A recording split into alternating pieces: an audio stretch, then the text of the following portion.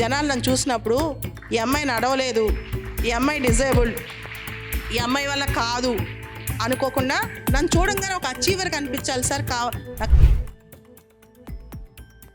కేవలం నీకో చేతిలో కాళ్ళ లేకపోతే నువ్వు వికలాంగురాలి కాదు. నీకు అలాంటి బాధ మనసులో పెట్టుకోకు.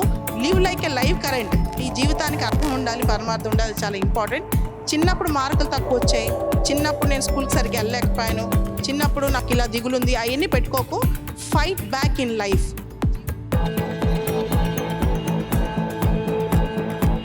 ఒకే ఒక్క వ్యక్తి నన్ను పోరాటం చెయ్యి, నువ్వు ఫైట్ బ్యాక్ చెయ్యి. లైఫ్లో ఛాలెంజెస్ వస్తాయి, సవాళ్ళు వస్తాయి, కానీ ముందుకెళ్ళు అని చెప్పిన వ్యక్తి మా నాన్న.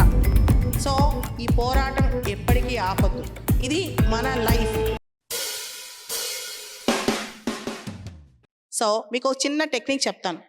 మీరు ఏదైతే అనుకుంటున్నారో, మీరు ఏదైతే విజువలైజ్ చేసుకుంటున్నారో, మీ లైఫ్లో ఏదైతే సాధిద్దాం అనుకుంటున్నారో అవి లిస్ట్ అవుట్ చేసి పెట్టుకోండి, రాసి పెట్టుకోండి, మీ డోర్కి అతికించుకోండి. రోజు దాన్ని రిపీటెడ్గా చూడండి, రోజు దాన్ని రిపీటెడ్గా వినండి, రిపీటెడ్గా చూడండి, రిపీటెడ్గా వినండి. ఆటోమేటిక్గా మీరు అది అవుతారు.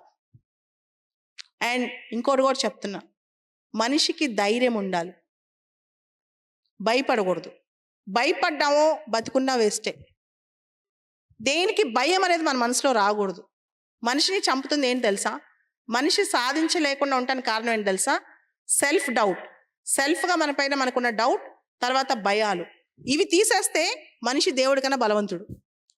మనసులో ఉన్న భయం, ఈ సెల్ఫ్ డౌట్ తీసేస్తే మనిషి దేవుడి కన్నా స్ట్రాంగ్. రీసెంట్గా ఒక వ్యక్తి గురించి మీరు వినే ఉంటారు, కొంతమంది పెద్దవాళ్ళు వినే ఉండొచ్చు, ప్రొఫెసర్ సాయిబాబా. ఎంతమంది ఆయన గురించి విన్నారు? అట్లీస్ట్ చెప్తారా నాకు? ప్రొఫెసర్ సాయిబాబా. ఈ మనసు లేని మనుషుల కన్నా మనసున్న దేవుడు మిన్న అనుకునేమో ఆయన చనిపోయారు రీసెంట్గా. ఆయన సేమ్ నాలానే వీల్ చైర్, ఢిల్లీ యూనివర్సిటీలో ఇంగ్లీష్ ప్రొఫెసర్. ఆయనకి మావోయిస్ట్తో సంబంధాలు ఉన్నాయని చెప్పి ఆయన్ని అరెస్ట్ చేశారు, అండా జైల్లో పెట్టారు. అండా జైలు అంటే బ్రిటిష్ వాళ్ళ టైంలో స్వతంత్ర సమరయోధులను వేసి ఇంకోళ్ళ కలవనీయకుండా ఉండే జైలు నాగ్పూర్లో ఉంటాయి. ఆ జైల్లో ఈ కండిషన్లో 10 ఏళ్ళు ఉన్నాడు ఆయన. 10 ఏళ్ల తర్వాత ఆయన్ని నిర్దోషి అని చెప్పి వదిలిపెట్టారు. ఎటువంటి ఎవిడెన్స్ లేదు ఆయన తప్పు చేశారని అని చెప్పి. ఆ టైంలో ఆయన చేసిన పోరాటం ఆయన జీవితంలో మీరు ఊహించరు. మానవ హక్కుల కోసం, ఇతరుల కోసం ఆయన చేసిన పోరాటం.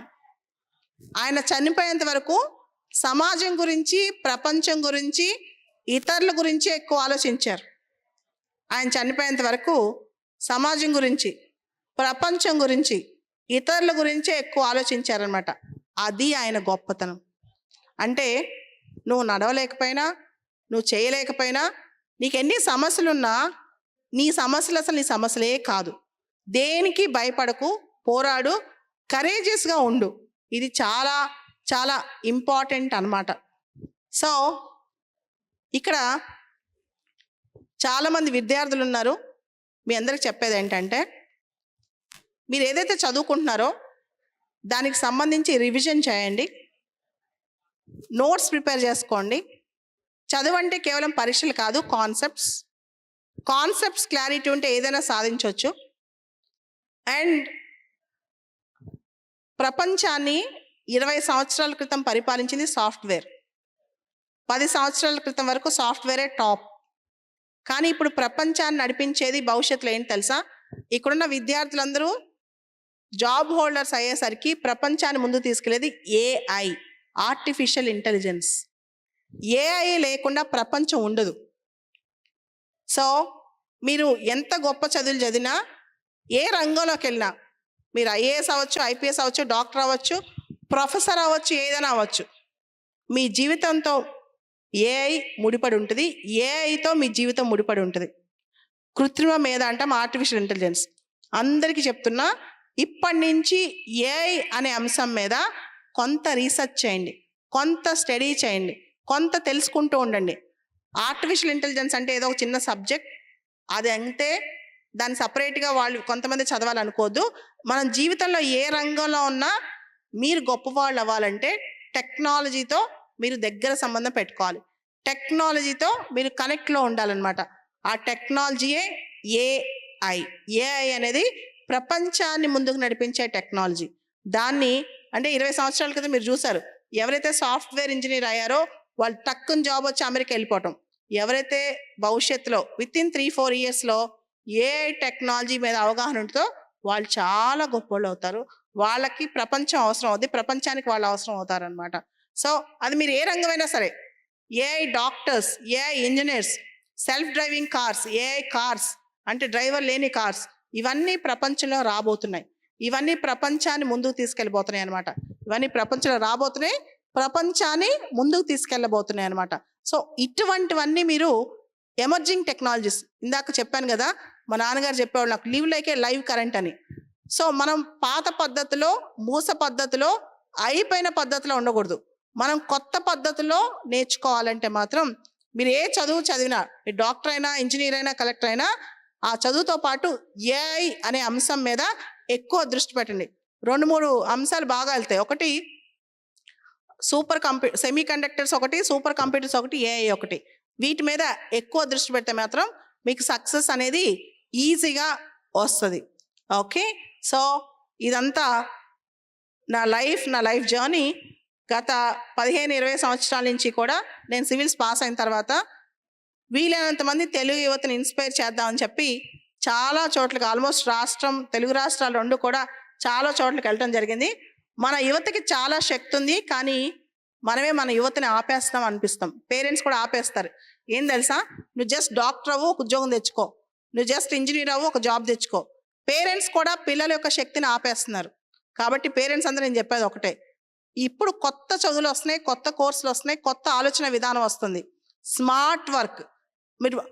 మీకు చదువు ఎలా ఉంది తెలుసా, పొద్దున్న లేస్తాం, కూర్చోబెడతాం, చదివిస్తూ ఉంటాం నైట్ వరకు. 15 గంటలు కష్టపడాలి, 20 గంటలు కష్టపడాలి అంటాం. మీకు ఇంకో విషయం చెప్పాలి, జాబ్ అనేది 10 సంవత్సరాల తర్వాత హాబీ అవుతుంది. ఊరికే 1 గంట చేసి వస్తారు. మొత్తం జాబ్స్ అన్నీ కూడా 50-60% ఏఐ తీసేసుకెళ్ళిపోద్ది. అలాంటప్పుడు పిల్లల్లో సృజనాత్మకత పెంచండి, ఇన్నోవేషన్ పెంచండి, ఐడియాస్ పెంచండి, స్మార్ట్ వర్క్ పెంచండి, హార్డ్ వర్క్ కాదు. పాత రోజుల్లో ఒక ట్రెండ్ ఉండేది, బాగా కష్టపడు అని. నేను చెప్తాను, కేవలం కష్టం మాత్రమే కాదు, కష్టంతో పాటు స్మార్ట్ వర్క్ ఉండాలి, స్మార్ట్గా పనిచేయాలి. కష్టపడిన వాళ్ళు చిన్న ఎంప్లాయీస్ అవుతారు. స్మార్ట్ వర్క్ చేసేవాళ్ళు వాళ్ళని ముందుకు నడిపించే పెద్ద ఎంటర్ప్రెన్యూర్స్ అవుతారు.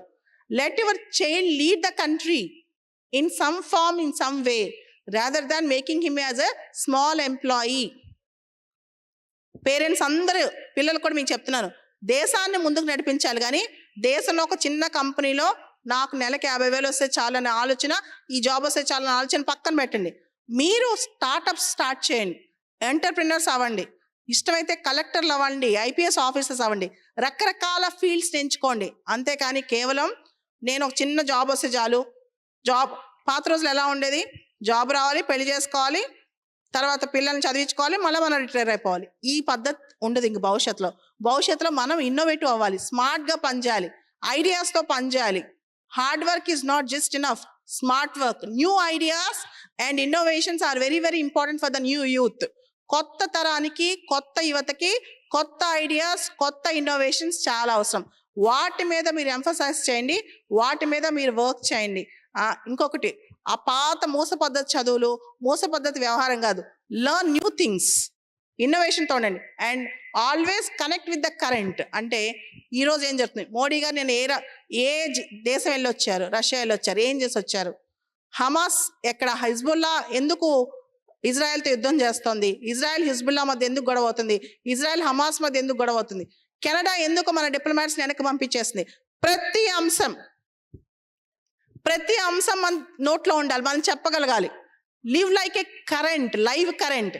అంటే సముద్రంలో కొట్టుకుపోయే చేపల్లా ఉండకూడదు, ఎదురీదే చేపల్లా ఉండాలి.